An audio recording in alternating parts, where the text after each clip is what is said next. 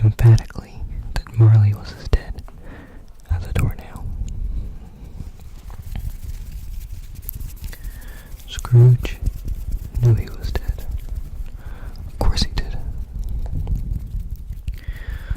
How would it be otherwise? Scrooge and he were partners for I don't know how many years. Scrooge was his sole executor, his sole administrator, his sole assign, his sole residually, legatee, his sole friend, and sole mourner. And even Scrooge was not so dreadfully cut by the sad event.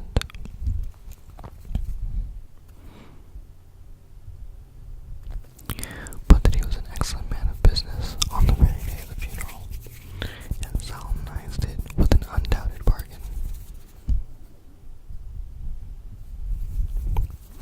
The mention of Marley's funeral brings me back to the point I started from. There is no doubt that Marley was dead. This must be distinctly understood, or nothing wonderful can come of the story I am going to relate.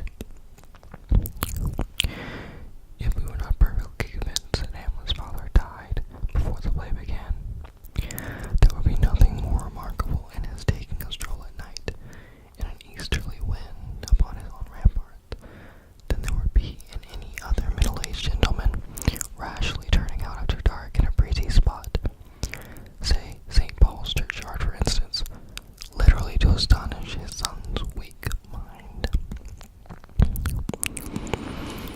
Scrooge never painted out old Marley's name. There it stood, years afterwards, above the warehouse door. Scrooge and Marley. The firm was known as Scrooge and Marley. Sometimes people new to the business called Scrooge, and sometimes Marley. But he answered to both names. It was all the same to him. Oh, but it was a tight-fisted hand at the grindstone Scrooge. A squeezing, wrenching, grasping, scraping, clutching, covetous old sinner. Hard as sharp as flint, from which no steel had ever struck out generous fire. Secret and self-contained and solitary as an oyster. The cold within him froze his old features, nipped his pointed nose, shriveled his chest, stiffened his gait, made his eyes red, his thin lips blue, and spoke out shrewdly in his grating voice.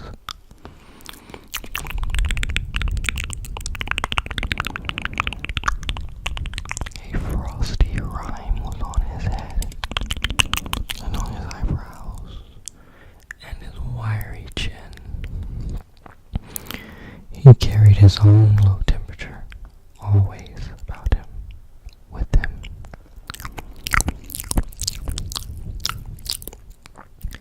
He iced his coffee in the dog days, and didn't thaw it 1 degree at Christmas.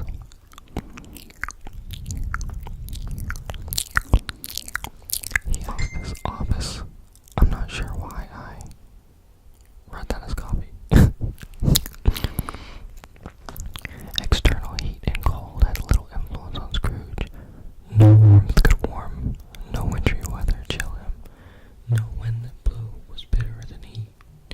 No falling snow was more intent upon its purpose. No pelting rain less open to entreaty.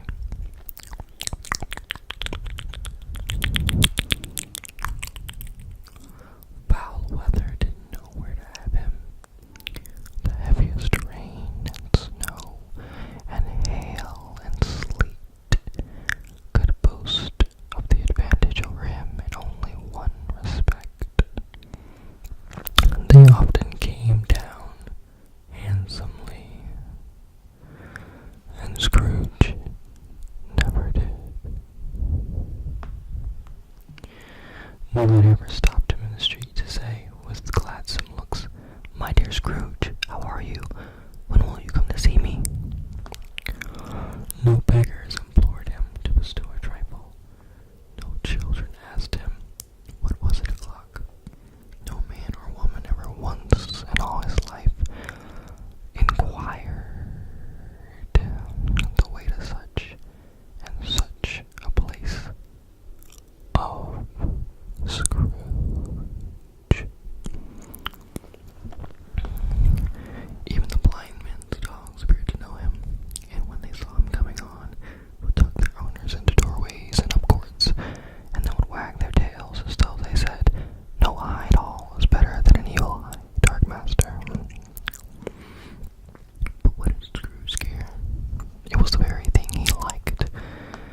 edge his way along the crowded paths of life, warning all human sympathy to keep its distance, was what the knowing ones call nuts to Scrooge.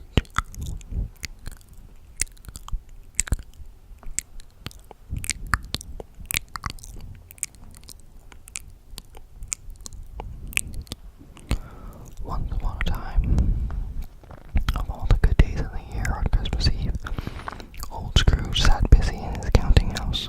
It was cold, bleak, biting weather, foggy withal, and he could hear the people in the court outside go wheezing up and down, beating their hands upon their breasts, and stamping their feet upon the pavement stones to warn them. The city clocks had only just gone 3, but it was quite dark already, and it had not been light all day, and candles were flaring in the windows of the neighboring offices like ruddy smears upon the palpable. I read that completely wrong. Sometimes I swear I have dyslexia. palpable brown air. The fog came pouring in at every chink and keyhole, and was so dense without that although the court was of the narrowest, the houses opposite were mere phantoms. To see the dingy cloud come drooping down, obscuring everything, one might have thought that nature lived hard by and was brewing on a large scale. The door of Scrooge's counting house was open, that he might keep his eye upon the clerk, who, in a dismal little cell beyond, a sort of tank, was copying letters. Scrooge had a very small fire, but the clerk's fire was so very much smaller that it looked like one coal. But he couldn't replenish it, for Scrooge kept the coal box in his own room, and so surely as the clerk came in with the shovel, the master predicted that it would be necessary for them to part. Wherefore the clerk put on his white comforter and tried to warm himself at the candle, in which effort, not being a man of strong imagination, he failed. "A Merry Christmas, Uncle. God save you," cried a cheerful voice. It was the voice of Scrooge's nephew, who came upon him so quickly that this was the first intimidation he had of his approach. Actually, I think that they put this word wrong, because that actually doesn't make any sense. But that's actually what it says, intimidation. I think it's supposed to be something else. "Bah!" said Scrooge. "Humbug!" He had so heated himself with rapid walking in the fog and frost, this nephew of Scrooge's, that he wasn't all aglow. His face was ruddy and handsome, his eyes sparkled, and his breath smoked again. "Christmas, a humbug, Uncle," said Scrooge's nephew. "You don't mean that, I am sure." "I do," said Scrooge. "Merry Christmas." "What right have you to be merry? What reason have you to be merry? You are poor enough." "Come then," returned the nephew gaily. "What right have you to be dismal? What reason have you to be morose? You're rich enough." Scrooge, having no better answer ready on the spur of the moment, said, "Bah!" again, and followed it up with humbug. "Don't be cross, Uncle," said the nephew. "What else can I be?" returned the uncle, "when I live in such a world of fools as this? Merry Christmas! Out upon a Merry Christmas! What's Christmas time to you but a time for paying bills without money, a time for finding yourself a year older but not having an hour richer, a time for balancing your books and having every item through a round dozen of months presented dead against you." "If I could work my will," said Scrooge indignantly, "every idiot who goes about with Merry Christmas on his lips should be boiled with his own pudding and buried with a stake of holly through his heart. He should." "Uncle," pleaded the nephew.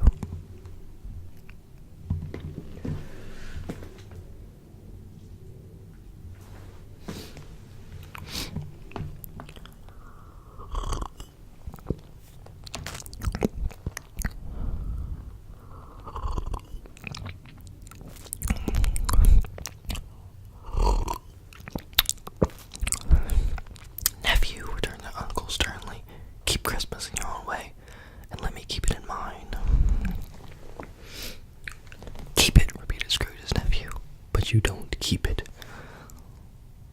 Let me leave it alone then, said Scrooge. Much good may it do to you. Much good it has ever done you. There are many things from which I might have derived good, by which I have not profited, I dare say, returned the nephew. Christmas among the rest.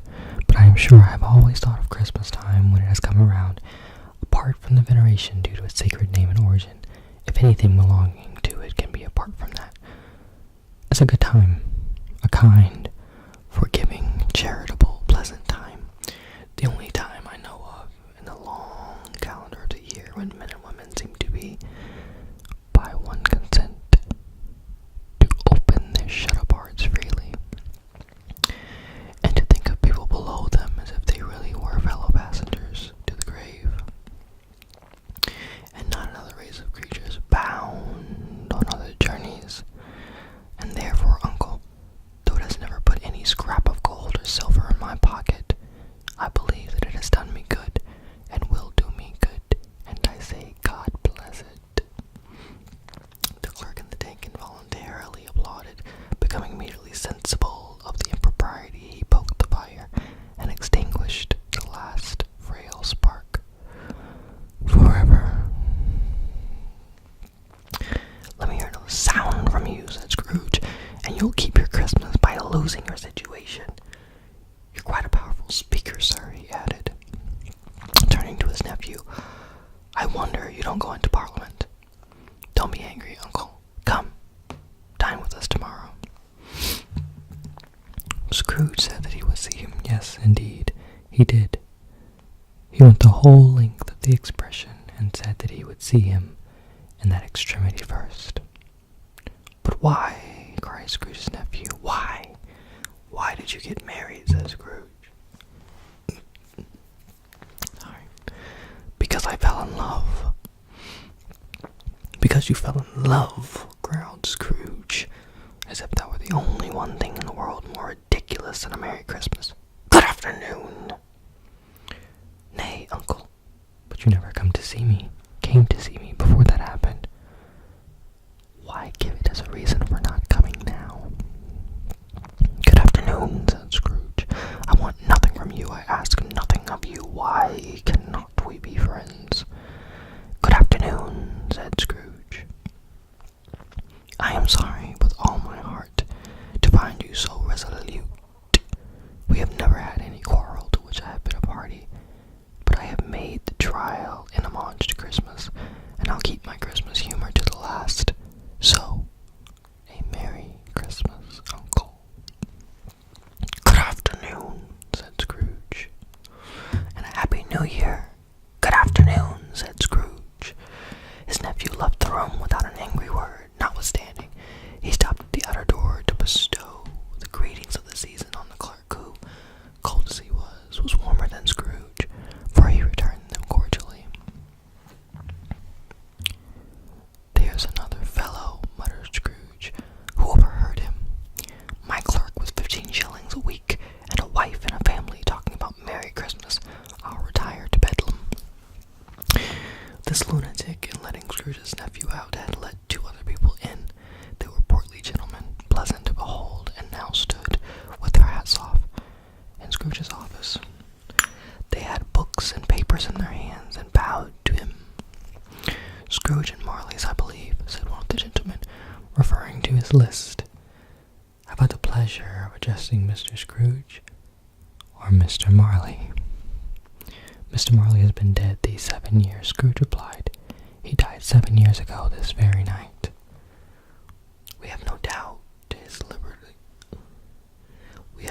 his liberality is well represented by his surviving partner, said the gentleman, presenting his credentials.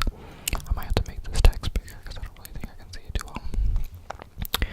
It certainly was, for they had been 2 kindred spirits at the ominous word liberality. Scrooge frowned and shook his head, and handed the credentials back.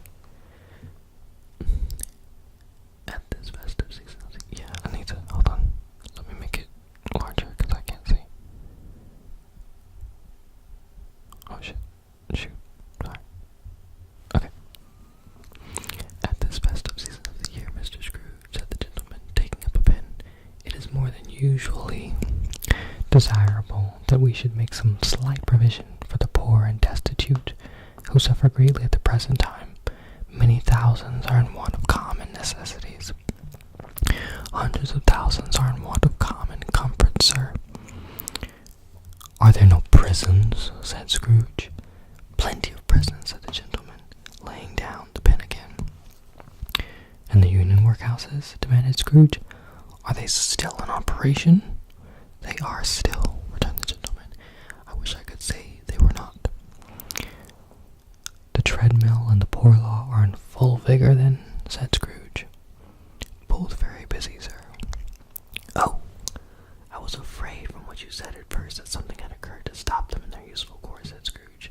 I'm very glad to hear it. Under the impression that they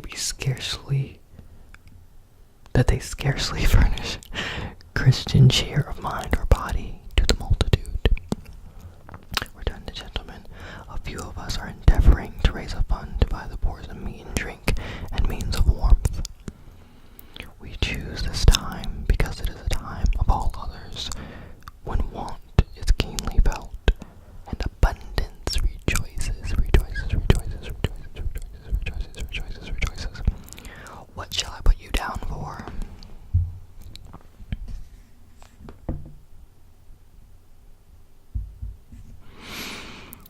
Nothing, Scrooge replied. You wish to be anonymous. I wish to be left alone, said Scrooge. Since you ask me what I wish, gentlemen, that is my answer. I don't make Merry Christmas at myself. I don't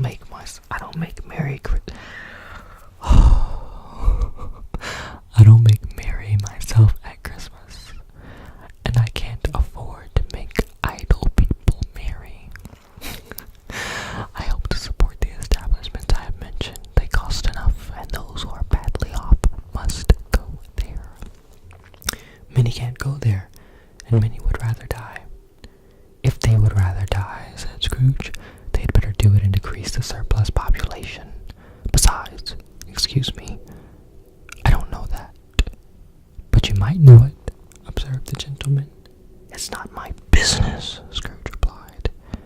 It's enough for a man to understand his own business and not to interfere with other people's.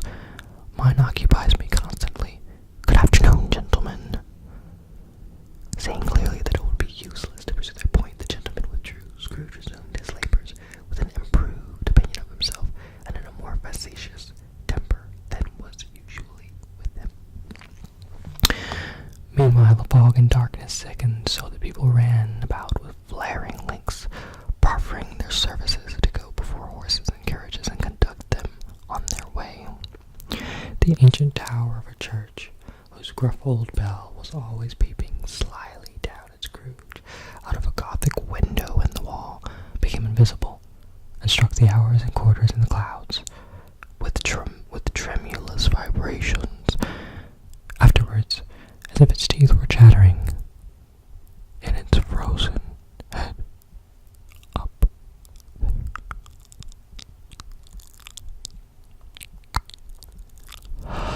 the cold became intense. In the main street at the corner of the court, some laborers were repairing the gas pipes, and had lighted a great fire in a brazier round which a party of ragged men and boys were gathered, warming their hands and winking their eyes before the blaze in rapture, the water plug being left in solitude, its overflowing sullenly congealed and turned to misanthropic ice. The brightness of the shops where holly sprigs and berries crackled in the lamp. Heat of the windows made pale faces ruddy as they passed. Poulterers and grocers' trades became a splendid joke, a glorious pageant with which it was next to impossible to believe the Stowe principles as bargain and sale had anything to do. The Lord Mayor in his stronghold of the mighty mansion house gave orders to his 50 cooks and butlers to keep Christmas as a Lord Mayor's house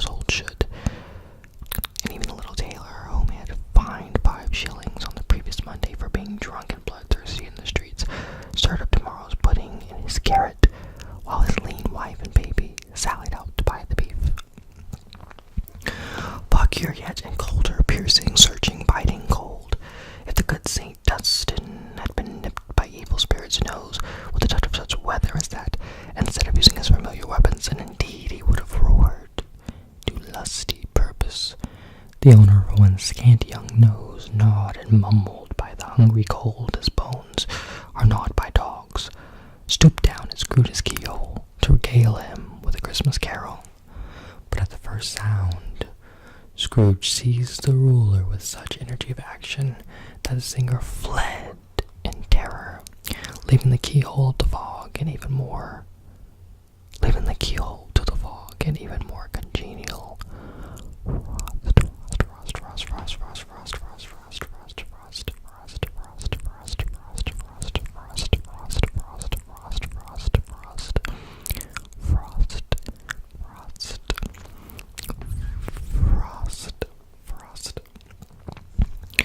At length the hour of shutting up the counting-house arrived.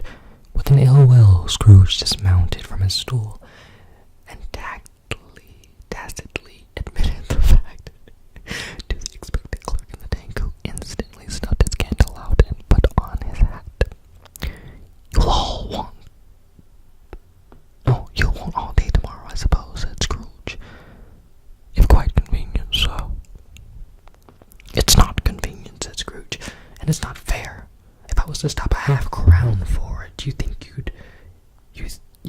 yourself ill-used. I'll be bound." The clerk smiled faintly. "And yet," said Scrooge, "you don't think me ill-used when I pay a devil's wages for no work." The clerk observed that it was only once a year. "A poor excuse for picking a man's pocket every 25th of December," said Scrooge, buttoning his greatcoat to the chin. "But I suppose you must have the whole day. Be here all the earlier next morning."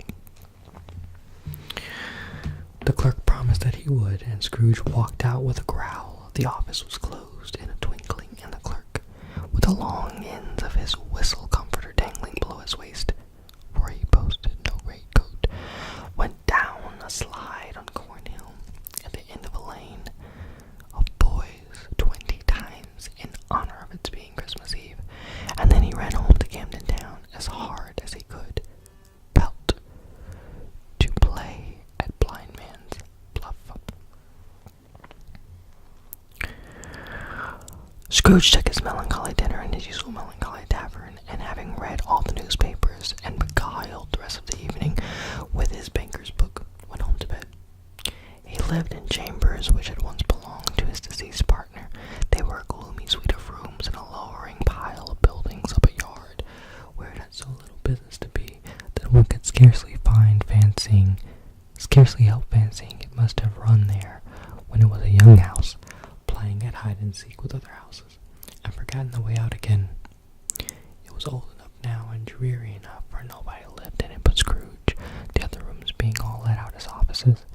The yard was so dark that even Scrooge, who knew its every stone, was fain to grope with his hands. The fog and frost so hung about the black old gateway of the house that it seemed as if the genius of the weather sat in mournful meditation on the threshold. Now, it is a fact that there was nothing at all particular about the knocker on the door, except that it was very large.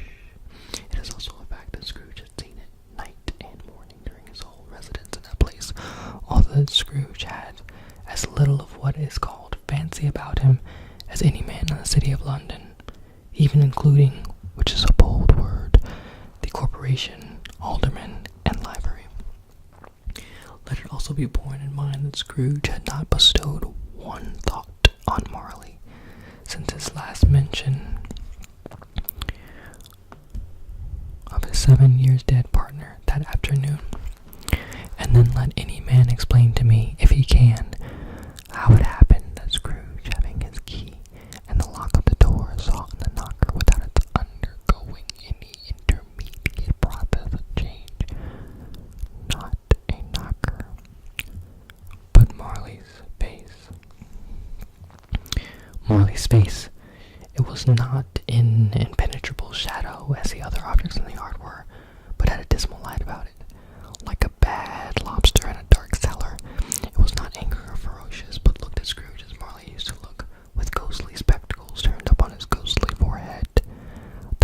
was curiously stirred as if by breath or hot air. And, though the eyes were wide open, they were perfectly motionless. That, and its livid color, made it horrible, but its horror seemed to be in spite of the face, and beyond its control, rather than a part of its own expression. As Scrooge looked fixedly at this phenomenon, it was a knocker again. To say that he was not startled, or that his blood was not conscious of a terrible situation to which it had been a stranger from infancy would be untrue. But he put his hand upon the key he had relinquished, turned it sturdily, walked in, and lighted his candle. He did pause with a moment's irresolution.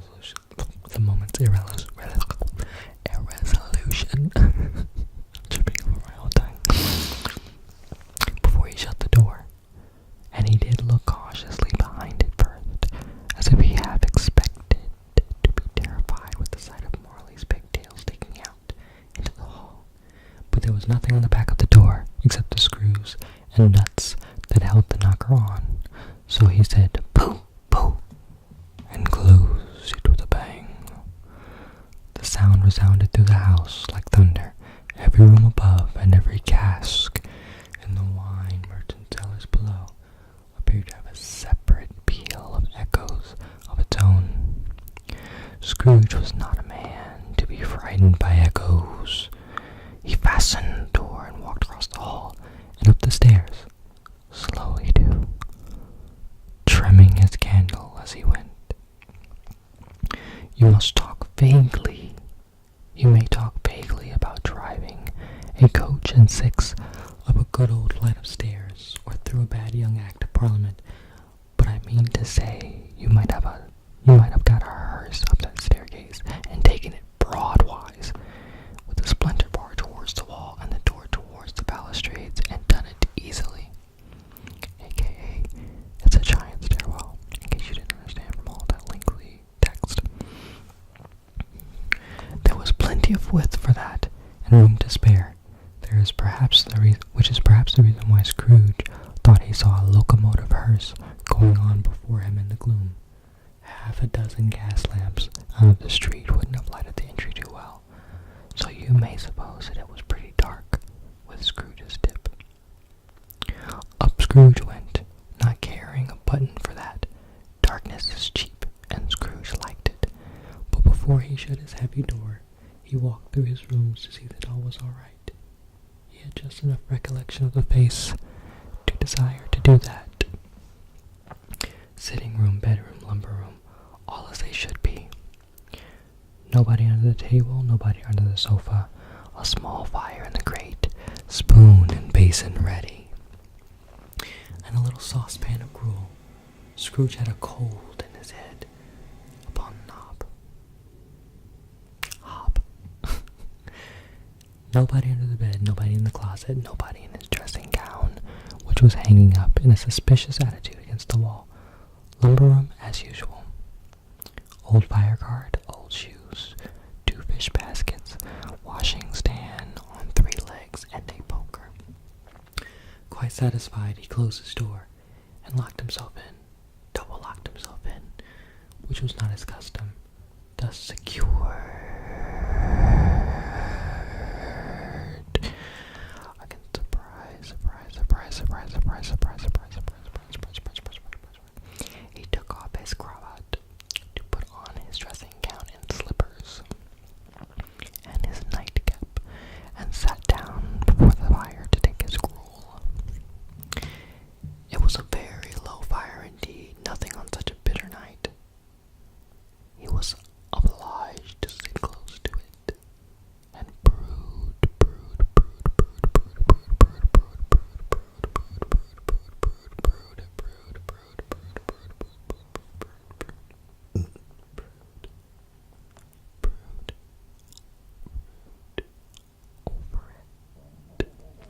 Before he could extract the least sensation of warmth from such a handful of fuel. The fireplace was an old one, built by some Dutch merchant long ago and paved all round with quaint Dutch tiles, designed to illustrate the scriptures.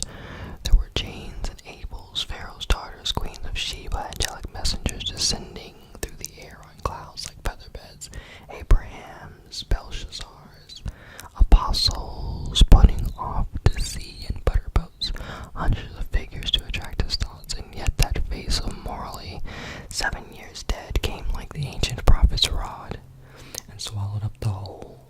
If each smooth tile had been a blanket verse with power to shape some picture on its surface from the disjointed fragments of his thoughts, there would have been a copy of old Marley's head on every one.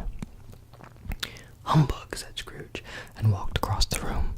After several turns, he sat down again.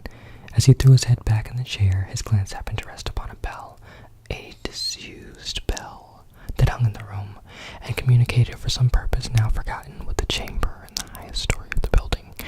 It was with great astonishment and with a strange, inexplicable dread as he looked, he saw this bell begin to swing. It swung so softly in the outset that it scarcely made a sound, but soon it rang out loudly, and so did every bell in the house. This might have lasted half a minute or a minute, but it seemed an hour. The bells ceased as they had begun together. They were succeeded by a clanking noise deep down below, as if some person were dragging a heavy chain over the casks in the wine merchant's cellar. Scrooge then remembered to have heard the ghosts in haunted houses were described as dragging chains. The cellar door flew open with a booming sound, and then he heard the noise much louder on the floors below, then coming up the stairs, then coming straight towards his door. "It's humbug still," said Scrooge. "I won't believe it." His color changed, though, when without a pause, it came on through the heavy door and passed into the room before his eyes. Upon its coming in, the dying flame leaped up, as though it cried, "I know him, Marley's ghost," and fell again. The same face, the very same, Marley in his pigtail, usual waistcoat, tights and boots, the tassels on the latter bristling like his pigtail, and his coat skirts and the hair upon his head. The chain he drew was clasped about his middle. It was long and wound about him like a tail, and it was made, for Scrooge observed it closely, of cash boxes, keys, padlocks, ledgers, deeds, and heavy purses wrought in steel. His body was transparent, so that Scrooge, observing him and looking through his waistcoat, could see the 2 buttons on his coat behind. Scrooge had often heard it said that Marley had no bowels, but he had never believed it until now. Nor did he believe it even now, though he looked the phantom through and through and saw it standing before him, though he felt the chilling influence of its death-cold eyes, and marked the very texture of the folded kerchief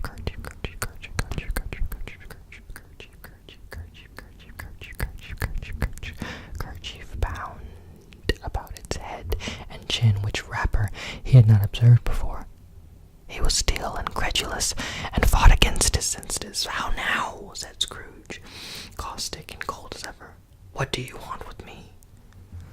"Much," Marley's voice, no doubt about it. "Who are you?" "Ask me who I was."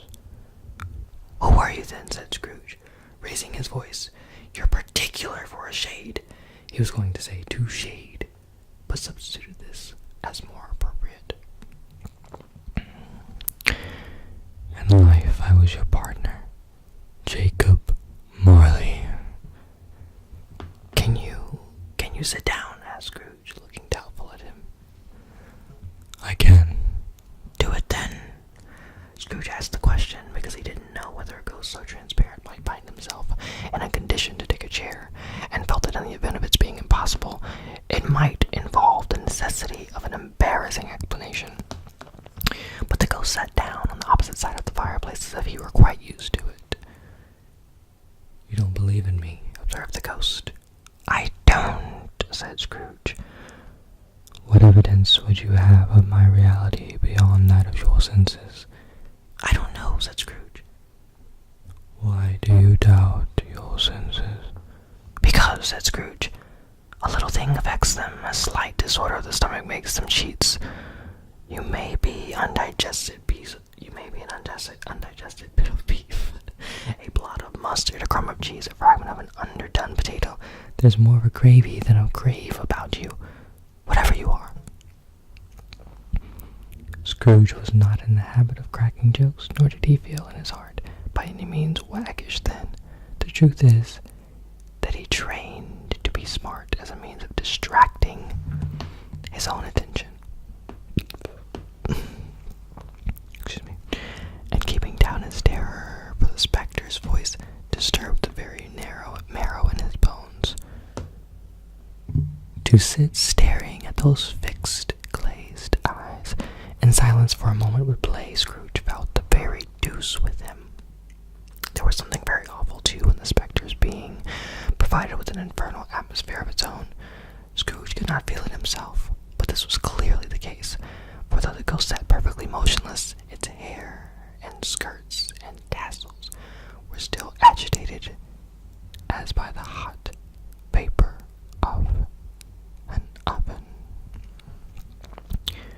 "You see this toothpick," said Scrooge, returning quickly to the charge, for the reason just assigned, and wishing, though it were only for a second, to divert the vision's stony gaze from him.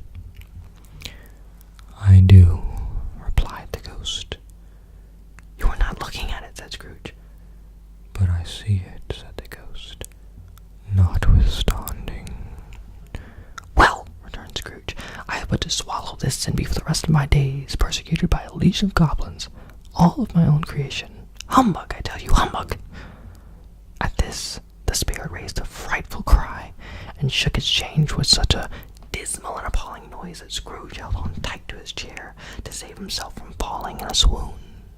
But how much greater was his horror when the phantom, taking off the bandage round his head, as if it were too warm to wear indoors, its lower jaw dropped down upon its breast. Scrooge fell upon his knees and clasped his hands before his face. "Mercy," he said. "Dreadful apparition, why do you trouble me?" "Man of the worldly mind," replied the ghost, "do you believe in me or not?" "I do," said Scrooge. "I must. But why do spirits walk the earth, and why do they come for me?"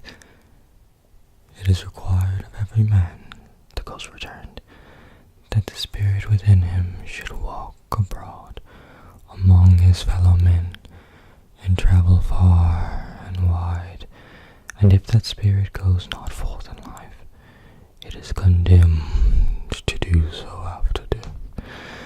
It is doomed to wander through the world. Oh, woe is me!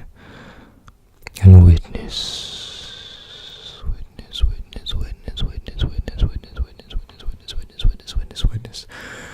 what it cannot share, but might have shared on earth, and turned to happiness." And the spectre raised a cry, and shook its chain, and wrung its shadowy hands. "You are fettered," said Scrooge, trembling. "Tell me why." "I wear the chain I forged in life," replied the ghost.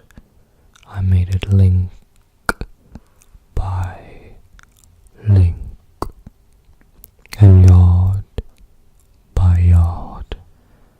I girded it on of my own free will, and of my own free will I wore it. Is its pattern strange to you?" Scrooge trembled more and more. "Or would you know," pursued the ghost, "the weight and length of the strong coil you bear yourself? It was full as heavy and as long as this 7 Christmas Eves ago. You have labored on it since. It is a ponderous chain." Scrooge glanced about him on the floor, and the expectation of finding himself surrounded by some 50 or 60 fathoms of iron cable, but he could see nothing. "Jacob," he said imploringly, "oh, Jacob Marley, tell me more, speak comfort to me, Jacob." "I have none to give," the ghost replied. "It comes from other regions, Ebenezer Scrooge, and is conveyed by other ministers to other kinds of men, nor can I tell you what I would. A very little more is all permitted to me. I cannot rest, I cannot stay. I cannot linger anywhere. My spirit never walked beyond our counting house. Mark me. In life, my spirit never roved beyond the narrow limits of our money-changing hole, and weary journeys lie before me. It was a habit with Scrooge whenever he became thoughtful to put his hand in his breeches pockets, pondering on what the ghost had said. He did so now, but without lifting up his eyes or getting off his knees. You must have been very slow about it, Jacob, Scrooge observed in a business-like manner, though with humility and deference. Slow, the ghost replied. 7 years dead, mused Scrooge, and traveling all the time. The whole time, said the ghost. No rest, no peace, incessant torture of remorse. You travel fast, said Scrooge. On the wings of the wind, replied the ghost. You might have got over a great quantity of ground in 7 years, said Scrooge. The ghost, on hearing this, set up another cry, and clanked his chain so hideously in the dead silence of the night that the ward would have been justified in indicting it for a nuisance. Oh, captive bound and double-ironed, cried the phantom, not to know the ages of incessant labor by immortal creatures, for this earth must pass into eternity before the good of which it is susceptible is all developed. Not to know that any Christian spirit working kindly in its little sphere, whatsoever it may be, will find its mortal life too short for its vast means of usefulness. Not to know that no source of regret can make amends for one life's opportunity misused. Yet such was I. Oh, such was I. But you were always a good man of business, Jacob, flattered Scrooge, who now began to apply this to himself. Business, cried the ghost, wringing his hands again. Mankind was my business, the common welfare was my business, charity, mercy, forbearance, and benevolence were all my business. The dealings of my trade were but a drop of water in the comprehensive ocean of my business. It held up its chain at arm's length, as if it were the cause of its unavailing grief, and flung it heavily upon the ground again. At this time of the rolling year, the spectre said, I suffer most. Why did I walk through crowds of fellow beings with my eyes turned down, and never raise them to that blessed star which led the wise men to a poor abode? Were there no poor homes to which its light would have conducted me? Scrooge was very much dismayed at the spectre going on at this rate, and began to quake exceedingly. Hear me, cried the ghost. My time is nearly gone. I will, said Scrooge, but don't be hard upon me. Don't be flowery, Jacob. Pray. How is it that I appear before you in a shape that you can see? I might not tell. I have sat invisible beside you many and many a day. It was not an agreeable idea. Scrooge shivered and wiped the perspiration from his brow.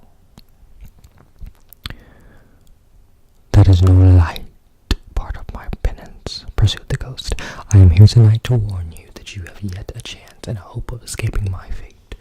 A chance and a hope of procuring Ebenezer. You were always a good friend to me, said Scrooge. Thank you. You will be haunted, resumed the ghost, by 3 spirits. Scrooge's countenance fell almost as low as the ghost's voice had. Is it the chance and hope you mentioned, Jacob? He demanded in a faltering voice. It is. I think I'd rather not, said Scrooge.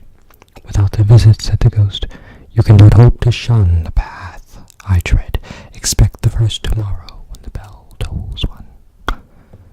Couldn't I take them all at once and have it over with, Jacob? Hinted Scrooge. Expect the second on the next night at the same hour, third upon the next night, when the last stroke of 12 has ceased to vibrate. Look to see me no more, and look that, for your own sake, you remember what has passed between us.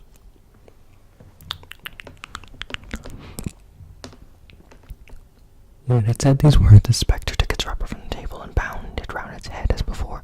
Scrooge knew this by the smart sound its teeth made when the jaws were brought together by the bandage. He ventured to raise his eyes again and found found his supernatural visitor confronting him with an erect attitude, with its chain wound over and over about its arm. The apparition walked backward from him, and at every step it took, the window raised itself a little so that when the spectre reached it, it was wide open. It beckoned Scrooge to approach, which he did. When they were within 2 paces of each other, Marley's ghost held up its hand, warning him to come no nearer. Scrooge obeyed, not so much in obedience as in surprise and fear, for on the raising of the hand he became sensible of confused noises in the air, incoherent sounds of lamentation and regret, wailings inexpressibly sorrowful and self-accusatory. The spectre, after listening for a moment, joined in the mournful dirge and floated out upon the bleak, dark night. Scrooge followed to the window. Desperate in his curiosity, he looked out. The air was filled with phantoms, wandering hither and thither in restless haste, and moaning as they went. Every one of them wore chains like Marley's ghost. Some few, they might be guilty governments, were linked together. None were free. Many had been personally known to Scrooge in their lives. He had been quite familiar with one old ghost in a white waistcoat, with a monstrous iron safe attached to its ankle, who cried piteously at being unable to assist a wretched woman with an infant, whom it saw below upon a doorstep. The misery with them all was clearly that they sought to interfere for good in human matters, and had lost that power forever. Whether these creatures faded into mist, or mist enshrouded them, he could not tell, but they and their spirit voices faded together, and the night became as it had been when he walked home. Scrooge closed the window and examined the door by which the ghost had entered. It was double locked, and he had locked it with his own hands, and the bolts were undisturbed. He tried to say humbug, but stopped at the first syllable, and being from the emotion he had undergone, or from the fatigue of the day, or his glimpse of the invisible world, or the